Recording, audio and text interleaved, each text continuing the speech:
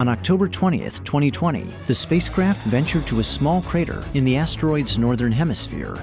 It dodged jagged rocks and towering boulders and plunged its arm into the loose surface, excavating 6 tons of debris while collecting about 250 grams of material.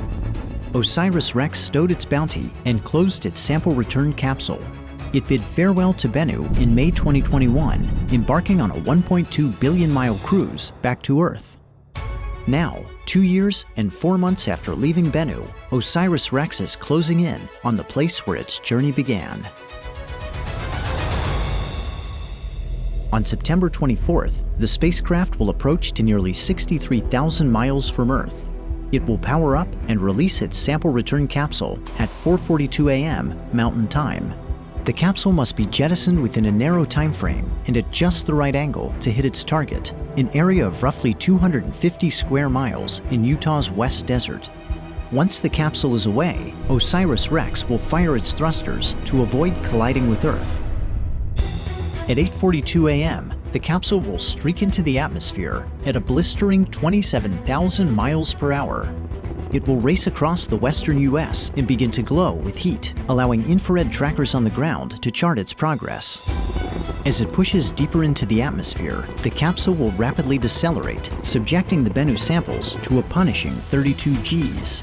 About 2 minutes after entry, it will slow to Mach 1.4 and deploy its drogue parachute, stabilizing its descent.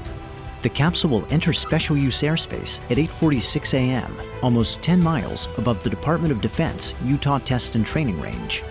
Radar stations will lock on and track it to within 30 feet of its landing site.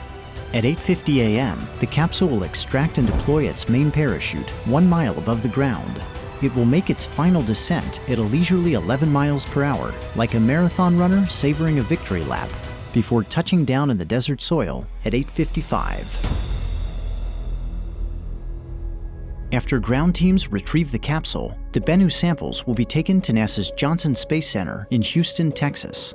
The sample canister will be opened in the Astro Materials Acquisition and Curation Facility, and the samples will be curated, distributed, and studied for decades to come. Having delivered its cargo, the OSIRIS-REx spacecraft will depart Earth, but its journey will not quite be finished. In a daring encore, the renamed OSIRIS-APEX will enter an elliptical orbit of the Sun, repeatedly passing within the orbit of Venus and pushing the limits of its thermal design. Beginning in 2029, it will chase down and investigate Apophis, a 1,200-foot stony asteroid destined to make an exceptionally close flyby of Earth. After 13 years in deep space, at the start of a new decade, alone on a new world, the journey will continue.